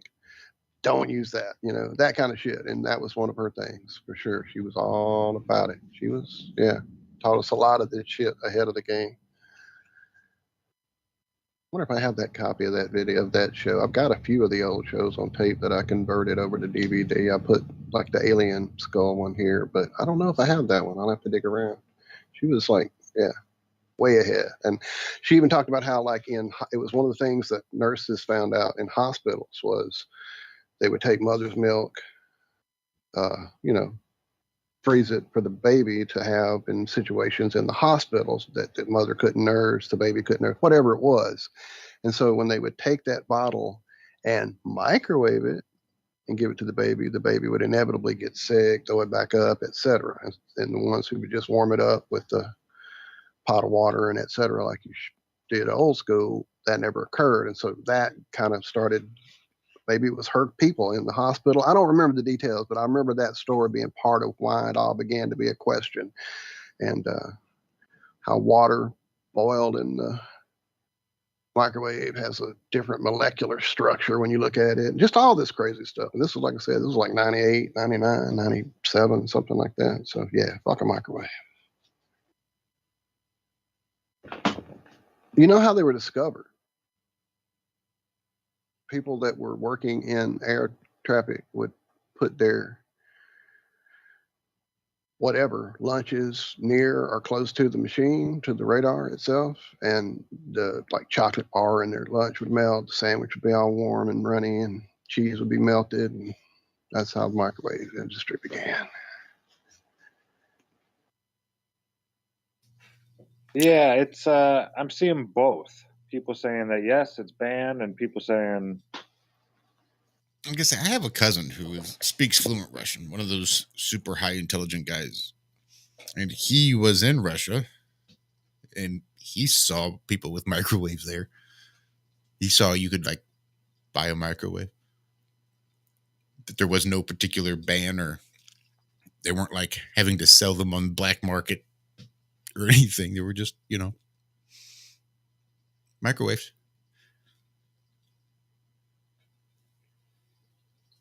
yeah, but everything's like okay. Nobody's talking about like no mainstream type of anything has anything. It's all Snopes and Cora and this and that. Okay, so here's a bunch of stuff I'm saying. Where is it? Damn it. I'm going to find it again. I just lost it. There's a PDF here. I'm trying to find where it's at.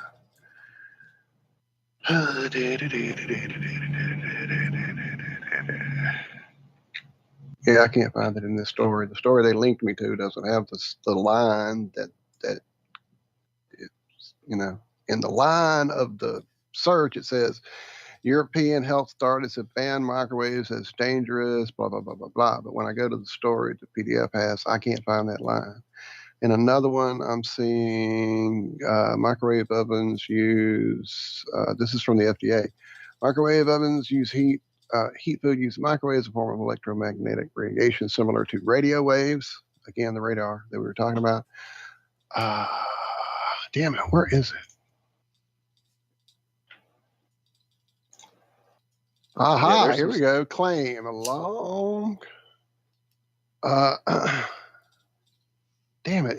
There's these ads that are just, this is not a good site. I can't read this. It just keeps popping around and I can't keep focused because it won't stay still.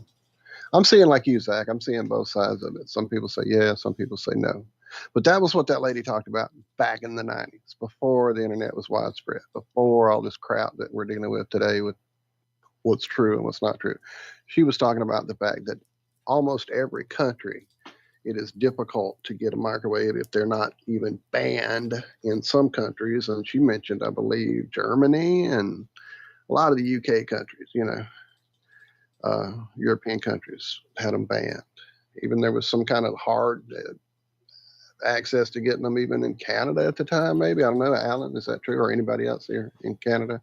But yeah, that was what I heard, even as far back as the show then. So I don't know. So what I remember vaguely, this would have been back sort of my Alex Jones days.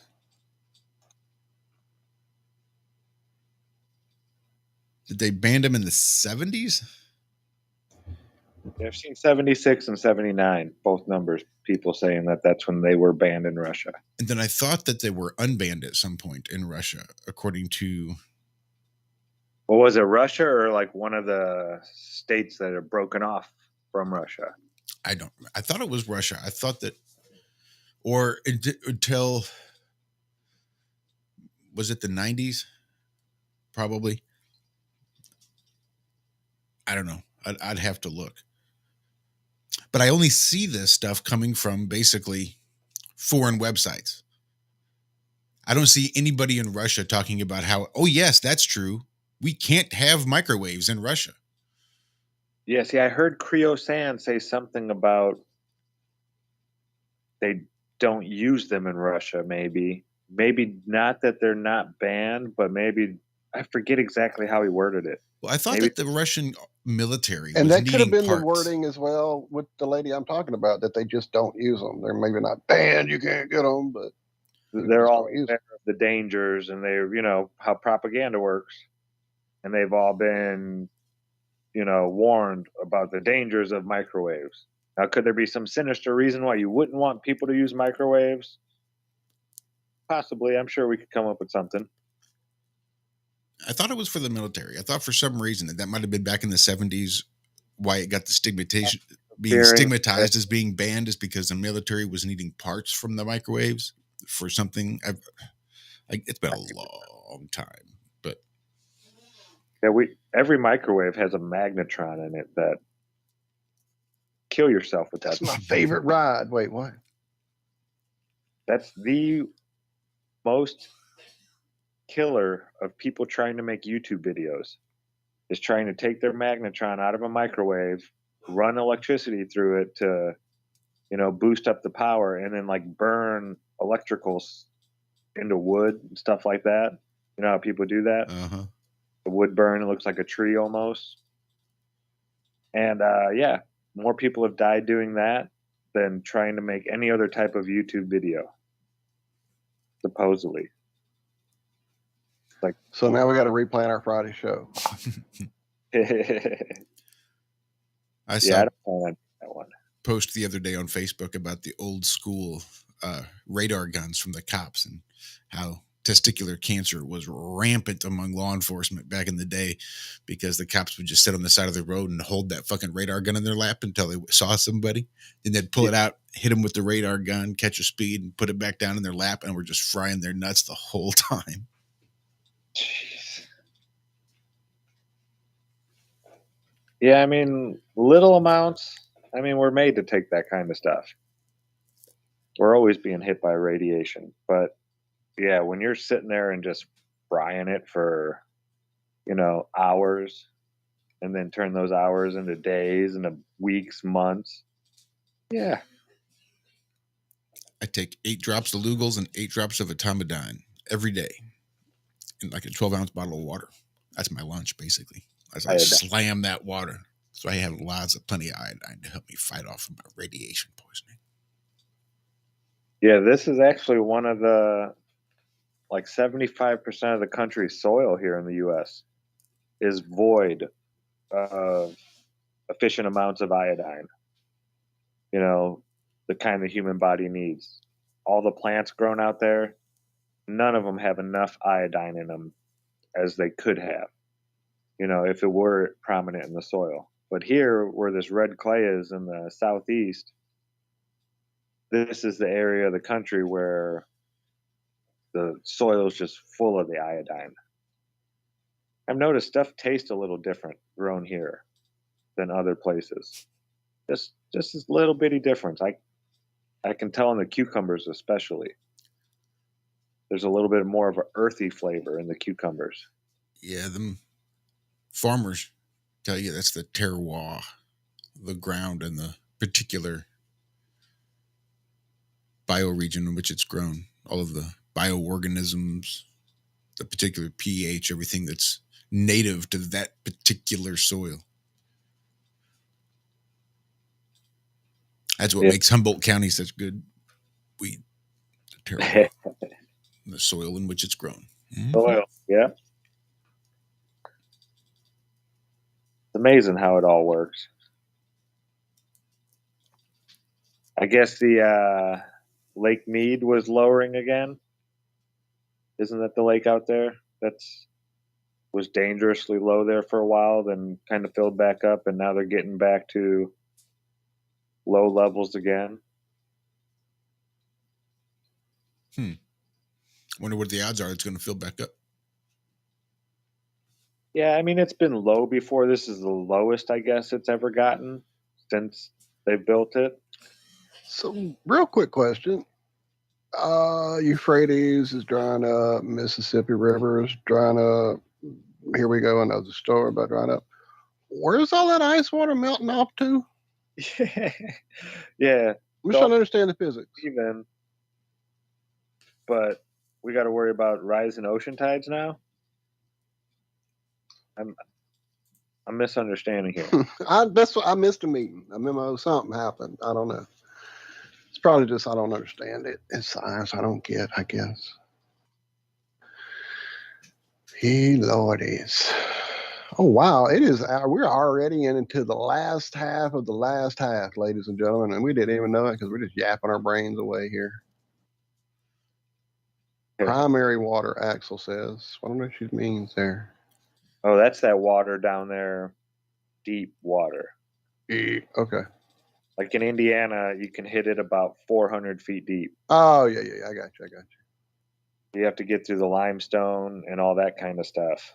And then there's just an ocean of super clean, super cold water down there. Well, shit. Layers. I wonder what kind of water we got above.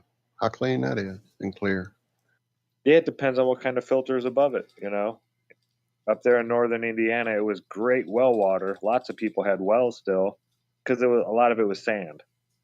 The dunes of, Lake Michigan, just that sand is everywhere up there in northern Indiana. And that is great filter for water. I think charcoal is like the only better natural filter than sand for water. And yeah, it's just 21 feet deep, like 30 miles south of Lake Michigan, 40 miles maybe. It's like 21 feet deep and you're going to hit water, almost guaranteed, anywhere in that area. Yeah, there's like a lake right underneath the ground. Just about everywhere you go. I don't know how it all works. It's crazy. How we could have huge oceans of water underneath us that the land is all sitting in. Yeah. No, I was just seeing Dad saying, oops, the tunnel we bored under Lake Mead drained all the water out. Yeah, oops, nothing. That's how they fucking mined all the coal out of the Appalachians. Yeah, no doubt. Horizontally, stealing it from under people's feet before they even realized what happened. It was gone. You guys ever heard of that island up in Canada that supposedly a treasure was buried there in like 1800 and something? And they say, some people say it's Francis Bacon, some people say it's Marie Antoinette's treasure, some people say it's this pirate's treasure. And it all started, these children were digging and they found something. One-Eyed Willie? I think I've heard this story. I've seen that. I know this story. So other people have noticed that these children had like a 30-foot hole and started hitting laid logs of timber that were all laid like a floor almost. So then the adults all got involved and started digging, and like every 10 feet they found these layers of logs in between like sand and gravel, and like it was put there. Now I don't know if any of this is true. These are all really old stories. Well, supposedly these one people got down so deep. I don't like that twitchy tail. Oh, I'm like sorry. 60 feet, 100 feet deep, and they found this big stone tablet. And when they removed the stone tablet, the whole thing started filling up with water. And you can't get down. I mean, they've done core samples and pulled out gold coins, gold chains, pieces of wooden chests and stuff like that. And people have spent hundreds of thousands to millions.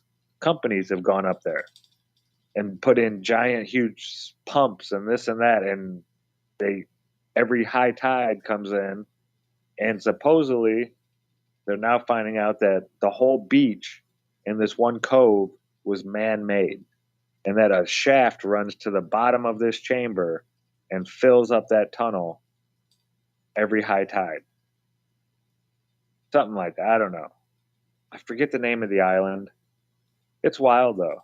Oak Island. Thank you, Daz. Yep. Yeah, it's Oak Island. They're talking about a lot of shit there in chat. Apparently, Rico's saying they had poured dye in there, and it came out on all four sides of the island. What was the other one I tripped on? It's gone. I don't know. I can't find it. But yeah, they claim there was some. Now, some people are saying, yeah, sounds like they were digging and they had a spot for their treasure, and then someone made a mistake and they made it so they couldn't even get the treasure. That's why the treasure is still down there. Now, whether or not any of these bore samples really brought up gold, because a lot of people say, oh yeah, we brought up gold and then we lost it. Like, what? Did you lose it? So yeah, I don't know if any of it's true or anything like that. But there's a handful of people that own the island. They're fighting over drilling rights and digging rights and all that kind of stuff right now. But yeah, I guess for hundreds of years now, people have been trying to look for this treasure hunters. Yeah, we have a little bit of that here in South Louisiana. The Jean Lafitte treasures, the pirate, and the stuff he hid around here. There's this whole place, they call it Peach Coulee, over out around Sharonton. And as I was growing up, I would hear stories from all the guys that we would do my dad was a commercial fisherman, and we would hear the stories from them about seeing the light, seeing the ghosts, how the way he had the pirates dig the hole, put the treasure in. It was like, okay, who's going to stand guard? And he would just shoot them. And so their ghosts would stand guard. Just all these, urban legends and myths. But we would definitely see lights and stuff out that way at night when we'd been out frogging or whatever. And he's like, is that somebody over there? Or is that some of the ghosts? I know they were doing some digging right out there where I would go out to the beach area in Burns Point to set up. And when I was doing the sun videos and trying to see curve and all that shit, there was set up a huge operation digging there for the treasure at one point, probably about 15, 20 years ago, I guess. They supposedly found some in Texas. They supposedly found some in maybe it was South Mississippi area. It's been too many years. I could probably look it up. But yeah, it's a whole thing here. As far as I know, there was no big find in this immediate area like the one down in Burns Point. It never had any find that I know of. Yeah, I'm trying to see if there's any new stuff lately. Let's see. There was some Baytown, Texas. They believe they found it there. There's a tale that quotes a former student at Mount Carmel Academy in New Orleans stating the treasure is buried near an oak tree on school campus. Yeah, it just goes into some other stuff like that. But yeah, I used to read up on all that stuff. That was some of that early rabbit hole stuff. I remember at one point in the Oak Island Adventures, a hand, floated up and was found in the hole. Just all this stuff. Who was the guy that found all that sea treasure in the 80s? The guy that did all the gold and found the sunken boats and all that. And there were all the videos. I remember my dad would watch that shit all the time. How many times are you going to watch that? That's Jacques Cousteau, right? No, it wasn't Jacques. It was some famous treasure hunting guy. I don't know. I'll see. Hang on. Yeah, Missouri's pretty rife with buried treasure stories. From the Northeast, Hannibal's area, I recognize from Tom Sawyer and Becky Thatcher getting lost in the caves. Stories of treasure there. Then there's the Merrimack Caverns in sort of central Missouri in the cave system there, where Jesse James' hideout used to be. And of course, the golden treasure that Jesse James is supposed to have buried somewhere in the caves. But yeah, even because we have that Mississippi border, we have lots of stories of pirates and cave systems all along the bluffs, along the rivers. Yep. No shortage of buried treasure stories.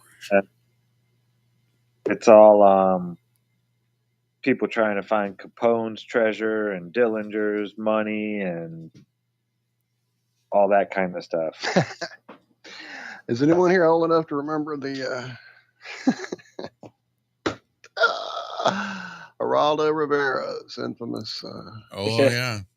All right, I didn't know how old you guys might be. I'm kidding. That shit was so great watching that epic fail. That was one of my that was one of my favorite TV moments. Was that epic fail? That was entertaining for me. Good stuff. So yeah, we got about John Calipatino or John Calipinto. That's the guy I'm trying to remember. And I'm Seems like the movie is just called Sunken Treasure. Anyway. And that could be it. Just the cover looks right. I could be off. Yeah, someone, I don't know if it was recent, they found the deepest wreck in the ocean that's ever been discovered so far. And it was a destroyer, not a destroyer, but a, what do they call that? That just follows the destroyer, kind of protects it, Josh?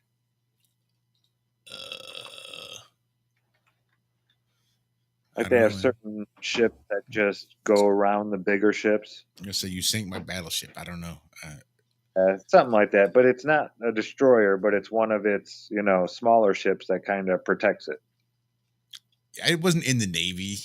I was a Department of the Navy. Hoorah. Hoorah. But yeah, the ocean is so vast and big.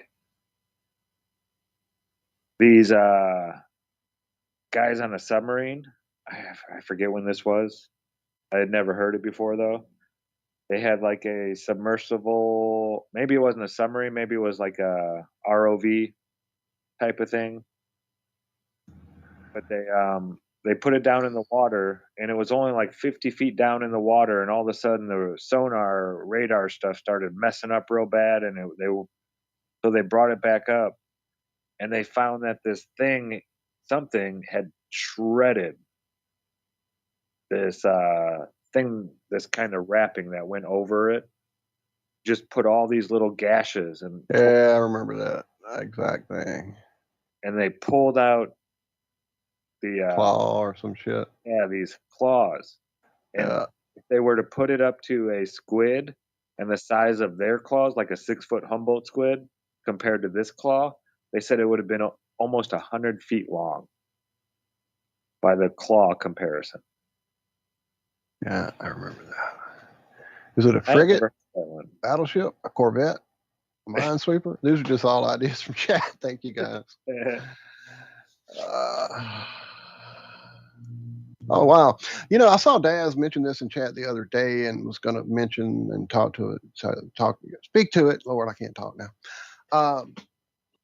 Here's what Daz says. I know for a fact. That's a good start, Daz. Anyway, I know for a fact that most people's idea of the 1950s is programming from Sha-Na-Na, Happy Days, and Back to the Future. Don't forget the Grease movie. It's locked in for eternity as a fact, but it's a fantasy. I don't really understand that statement. I wanted to clarify that with you the other day in chat because, in the 70s, as Happy Days was occurring, our school quite often, like literally almost every year from the time I was in first grade going through to about sixth grade, we would have a dress up like the 50s day. And this was being referenced by the fact that Happy Days was on TV, yeah, but the people who were dressing us up for those 50s days were our parents. And I can remember my mama specifically combing my hair into a very distinct ducktail, not the Fonzie do, but a ducktail, and showing me pictures of my dad in ducktails and having the white t-shirt and the classic 50s dude look. So I'm not sure what you mean, Darren, there about that phrase. I get that a lot of what people think about things is definitely sealed into their mind by TV programming. But my dad was a greaser. I've seen the pictures, so if he wasn't shaved to the GI cut, one of those 50s looks for sure. And then I had uncles that were okay. Let me see. Flattered. Unless you read the interviews of Sha-Na-Na, you might not know they invented the whole sock hop poodle skit. Yeah, the 50s. I was a pretty big fan of Sha-Na-Na growing up, and I don't know, dude. I don't know. Yeah. Hey, that Fonzie has a brown jacket now thing, and that he had blonde hair. All that is how it was. I was there. It's not. It's not. It's not Mandela. Sorry. Sorry, Barney. Anyway, yeah. I don't know. I don't know. I mean, you guys had parents and saw photographs. What do you think? I wasn't there. I don't know. If it happens before 1982, I just throw it up to I don't know. Yeah, I get you. Right, Sherry. Sherry's there. She had the dad with the white T-shirt and the greased hair. I mean, that was the 50s thing. That was it. Cigarettes rolled up in the sleeve. Saw that in my dad's pictures. Yeah, I the mean, only picture I ever saw of my grandfather that wasn't military was him in a white T-shirt and jeans, and he had the buzz cut always. But yeah. So wait, and now he's saying the 1960s hippies took their fantasy of their parents' happy world and turned it into the paradigm that all the future TV shows and movies use for reference. I mean, there's a lot of intermingling of what TV shows and stuff and people do, but you know, I had older cousins, and they all were hippies. Not all of them, but a good percentage of them on my dad's side of the family. My mom's side, not so much. Like my uncle Quentin and his family, they weren't really the hippie type people. But on my dad's side, like we had my uncles that we didn't see a lot. You know, Aunt Helen's family. And I'm saying all this because I'm sure my brother's going to hear this at some point and wonder who the hell I'm talking about. But yeah, that side of the family, dude, they had the long hair, the headbands, the fringe jacket. That's why I wanted a fringe jacket. It's because one of my older cousins had one that he wore all the time. I still want a fringe jacket. This was in this, like 72. This was about 71, 72. Right. If you were to ask me when the last time I looked for a fringe jacket was, I would tell you it was about 2.5 hours ago. There you go. But I know, I mean, I guess I'm kind of getting what you're saying, that there's a lot of TV and crowd that led to a lot of crowd. But, you know, I don't know. I'm a little older and grew up closer to some of those things and felt it and saw it through my parents and my older in-laws, I guess, or relatives, I mean. Yeah, my dad's in his 80s. Else, this was just a sect of that society, you know? I mean, there were still guys walking around in three-piece suits and a tie and their top hat walking to work with a briefcase, and ladies in dresses, and, you know, all that was still happening. But the young generation was, you know, we all have our cliques and things like that. 90s, it was big baggy pants, you know? Junkos, hell yeah. Super tight pants. I don't know how guys wear those things. That just boggles my mind. Low testosterone levels. I can't even stand wearing pants, period. Smaller testicles, it doesn't really matter. If you have smaller testicles, you can fit into tight pants. Don't like the tight pants. We're over. Oh, hell. We still got about 3 minutes, looks like. Yeah, Josh has. Well, by 3 minutes, I say that would be the break time. But this would be the break music and breaks, etc. through right here. So I guess now would be a good time to wrap it up. I do want to say that my dad is pushing 90-ish. He was alive in the 50s. His older brother was alive in the 50s. His two older brothers were alive in the 50s. And I suppose there are things to which we can't account for, but I don't think that, say, the dress or things like that have been necessarily brainwashed into people as some false idea. I mean, you can look at Happy Days and look back at pictures of other people in that era, and they'll be pretty damn similar. So I don't know that it's this. Now, the idea of a sitcom, I guess, where you can wrap everything up in a half-hour happy little bow and puts this false spin of maybe what the 50s were. And I mean, I guess I can see both. Right, that's kind of where I'm at. I mean, I understand what Daz is saying and in a general way, but I just have to say that there was a reason for these things to be created to mimic what was happening at the time, I guess. Well, I don't know. Watch period pieces from now versus a period piece from the same period made 20 years ago. There's societal slants that they put into both of the period pieces, so you can tell very much. Like if you try to watch some Renaissance movie made today, they're still trying to work in all this girl power and all this other woke bullshit that just you're not going to find. So it comes across as very insincere. And you're like, well, they're just making this shit up. How much of this shit can be accurate? Because there's nobody would have acted like this. There's no way. There's everybody's fucking gay, really. And then you go back in the 80s, like, oh, well, yeah, that's it. That's how I saw it. So that must be the real thing because that's how I remember it when I grew up. But even in the 80s, they were doing the same thing, putting that whole societal slant on it. So there's really no way of knowing what the actual life was like. But that's the crux. That's the knife that is using a camera. Right? Because all you're doing is capturing a moment in time, one specific moment out of billions of other moments happening at the exact same time for billions of other people. So, I mean, it's just a slant for one slanted viewpoint. I don't know.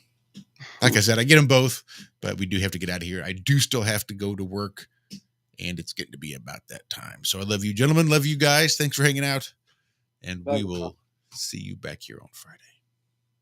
Love y'all. Thank y'all so much. Love you guys. Be good. Be well. Thanks for tuning in. This has been the Ironworx right here. Truth Frequency Radio, TFRlive.com.